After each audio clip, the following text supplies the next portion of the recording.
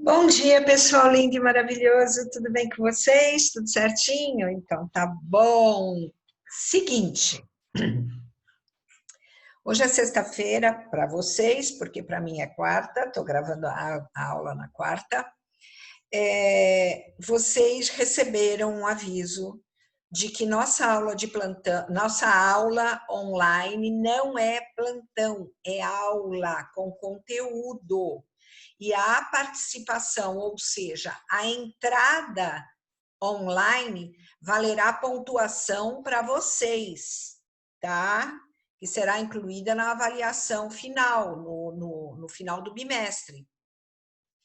Então, pessoal, é para entrar nas aulas online que nós temos. E parece-me que o nosso horário, se não me engano, é às 8 da manhã, certo? Então, precisa entrar. Acorda cedo, põe despertador, vai dormir mais cedo, precisa estar nas aulas, não só nas minhas, de todos os professores, tá bom? Será aula.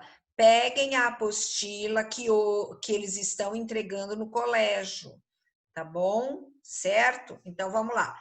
Gente, coloquei o gabarito daquela tarefa que vocês fizeram para correção, tá? De gramática, a última tarefa de gramática.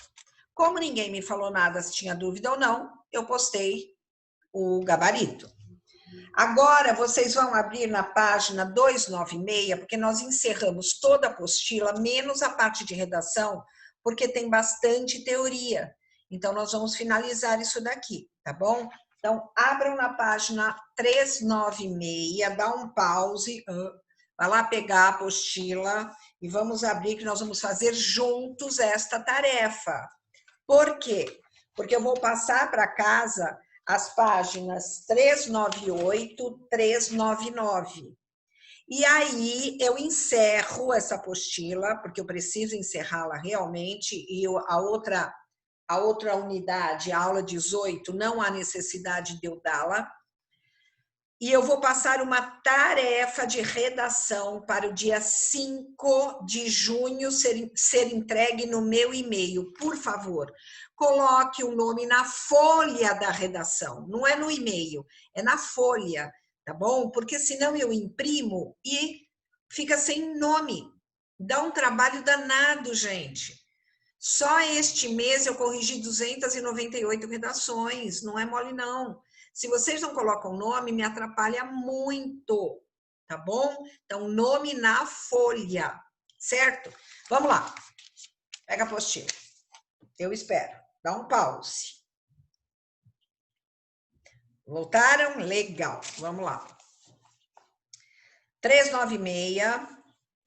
Harry Potter, As Razões do Sucesso. Aqui, gente, é a construção.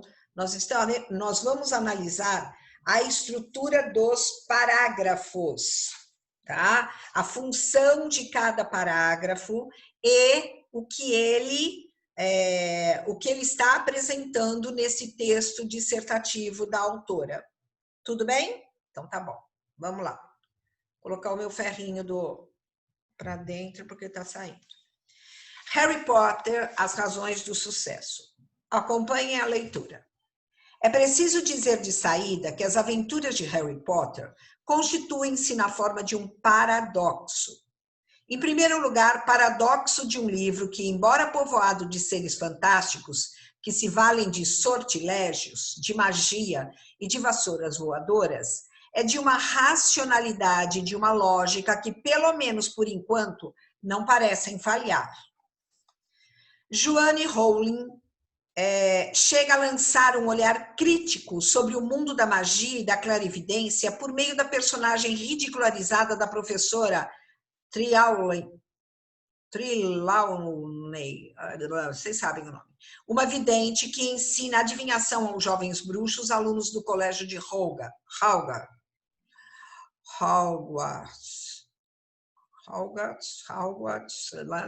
vocês também sabem.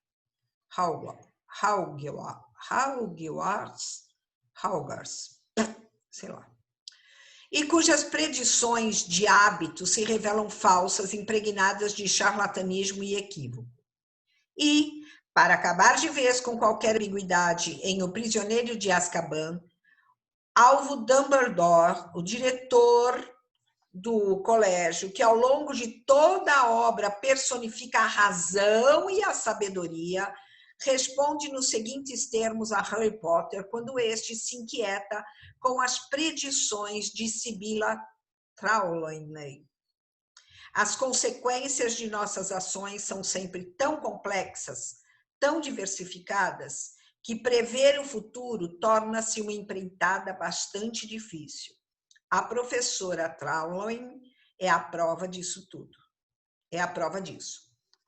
O mesmo vale ainda para o tratamento reservado por Dumbledore ao medo supersticioso que impede a maior parte dos bruxos de pronunciar o nome de Voldemort, aquele feiticeiro poderoso e maléfico que, antes que o jovem Harry Potter o privasse misteriosamente dos poderes mágicos, fazia reinar o terror no mundo dos bruxos. Quando, em A Pedra Filosofal, Harry hesita em pronunciar seu nome, substituindo pelo qualificativo eufemístico, você sabe quem, Dumbledore observa, você pode chamá-lo de Voldemort, Harry. Chama sempre as coisas pelo nome que elas têm. O medo de um nome só faz aumentar o próprio medo o próprio medo da coisa. Um ensinamento bem racional.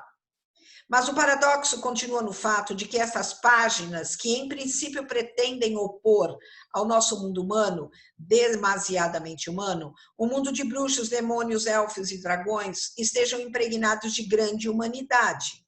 Talvez resida aí a verdadeira anomalia. Foi injustificadamente que os detratores de Harry Potter e a Pedra Filosofal viram na feitiçaria o principal atrativo do livro. Ao contrário, a explicação do fascínio que os livros de Joanne Rowling exercem está na extrema humanidade que deles emana. Porque Harry Potter e as crianças não se enganaram a esse respeito, ao descrever um mundo em que os trouxas são designadas por essa categoria as pessoas comuns que não possuem dons mágicos e sequer têm conhecimento da existência dos bruxos, estão excluídos. Está, na verdade, falando de nós. Nada é mais significativo dessa constatação do que a extraordinária sensibilidade que emana da personagem de Alvo Dumbledore, o sábio de longos cabelos brancos e idade indefinida. Dumbledore personifica todo um repertório de valores morais dentro da grande tradição humanista. Homem erudito, só me dão livros, confessa para Harry, que ensina menos teoria do que valores. Ele reúne em sua personagem justiça e clemência, inteligência e sensibilidade, o cuidado com a retidão e o aprendizado da liberdade. Em resumo, Harry Potter não é uma obra que faz a apologia do mistério e do racional, mas também não é um livro que se apoia para expor sua moral somente na racionalidade. Harry Potter é um conto de fadas, mesmo que a autora tenha preferido trocar o disfarce da fada pela capa do mágico. E como um conto de fadas, o ensinamento que transmite baseia sua matéria nos mistérios do inconsciente e do imaginário. Legal o texto, né? Muito bem escrito, muito bem elucidado. E eu sou fã incondicional das obras de Harry Potter, né? Desse livro. Meus filhos eram pequenos, então eu acompanhei todos.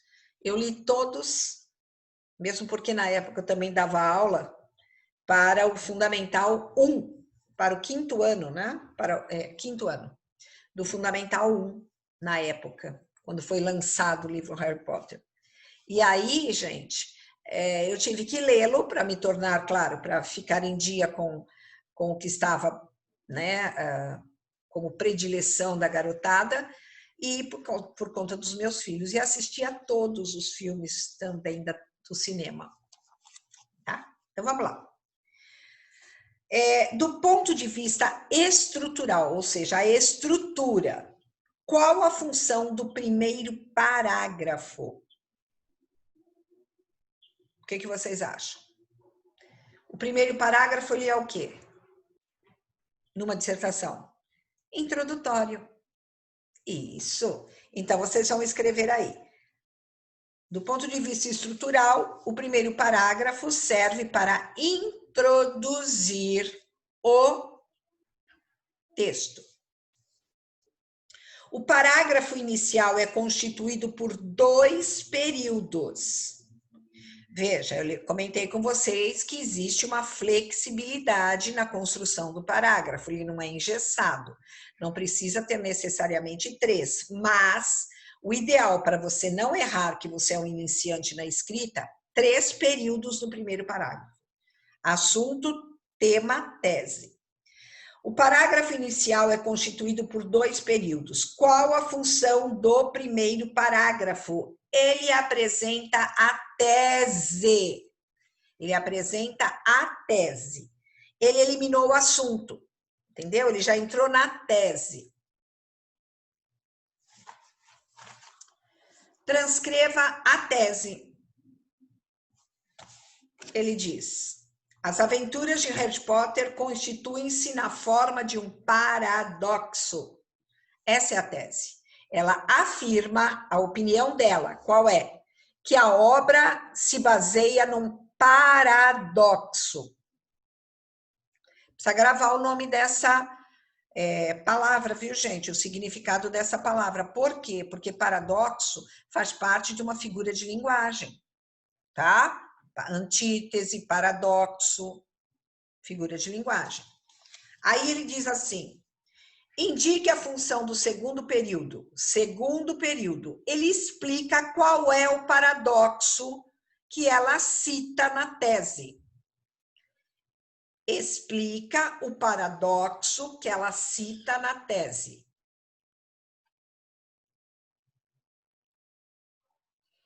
Escreveram?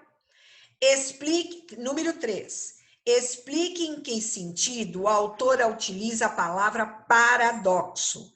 Sentido de contradição, porque ela fala que ao mesmo tempo em que o livro tem uma história baseada na magia, na fantasia, ele é extremamente racional, né? E trabalha também com a racionalidade, principalmente na figura de quem? Do Dumbledore. Dumbledore. Meu batom tá borrado. É que eu acabei de almoçar. Vamos lá? 4. Qual a função da estrutura dos parágrafos 2, 3 e 4? É o desenvolvimento com argumentações. Desenvolvimento com argumentações. Aí ela vem, né, argumentando a sua tese do paradoxo. E onde existe o paradoxo? Da magia e da racionalidade. Ela vai apresentando, provando a tese dela, certo? 5. Indique o recurso utilizado pela autora no segundo parágrafo para apoiar a tese que ela defende. Ela usa o exemplo de personagens paradoxais. Ela usa o exemplo de personagens paradoxais. Olha aqui, olha.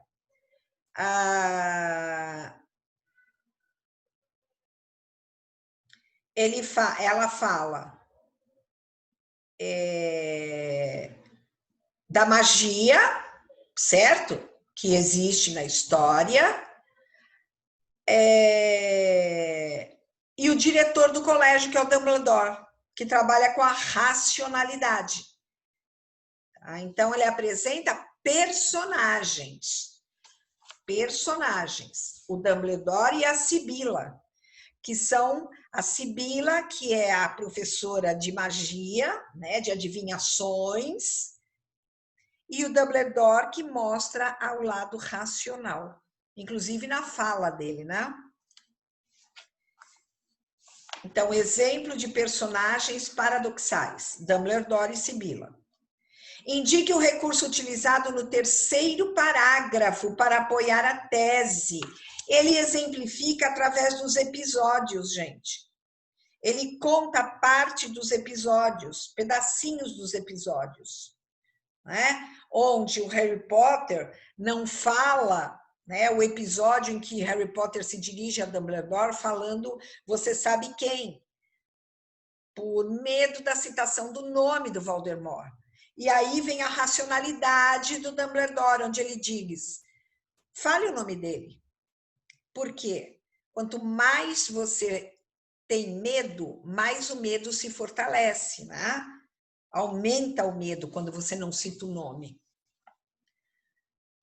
Antigamente, as pessoas não diziam câncer, falavam aquela doença, ou a doença ruim. A doença ruim ou aquela doença. É verdade. Ninguém falava câncer, como se aquilo contagiasse quem falasse, sabe? Aquela sensação de que se eu falar contagia, atrai. Superstição, né?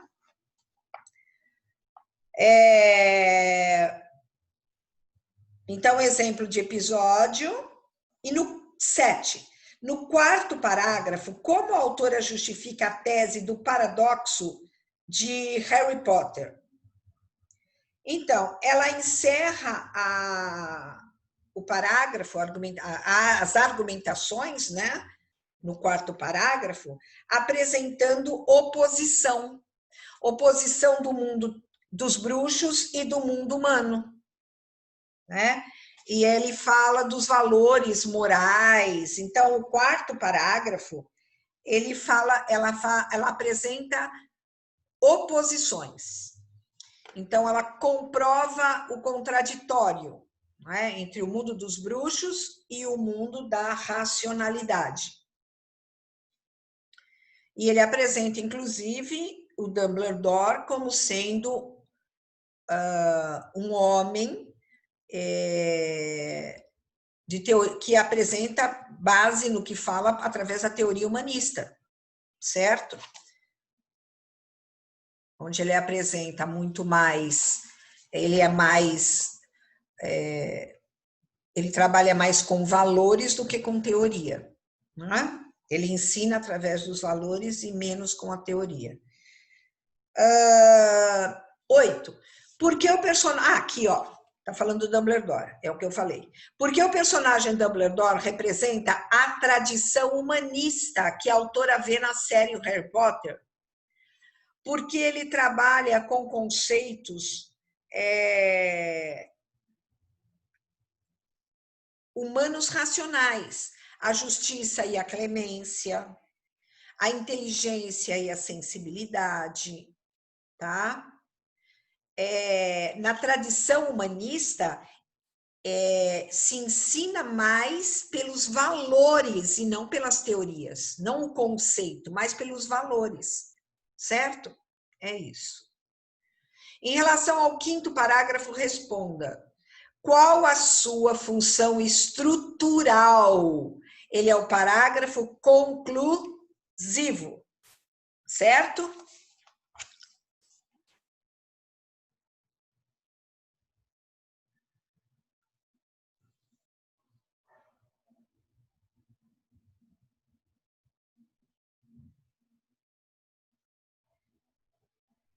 Ó, voltando à questão lá do parágrafo anterior, sobre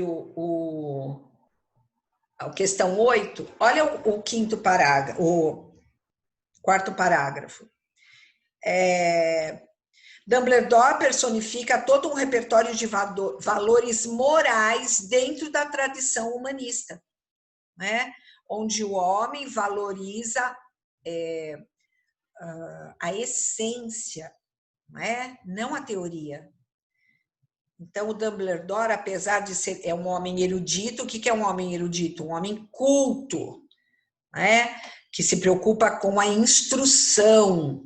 Apesar disso, dele ser um homem que instrui, um educador, ele é um homem que ensina menos conceitos teóricos e mais valores humanos, certo? É isso. Então, questão 9A, o parágrafo é conclusivo. Qual a palavra que mostra ser um parágrafo conclusivo?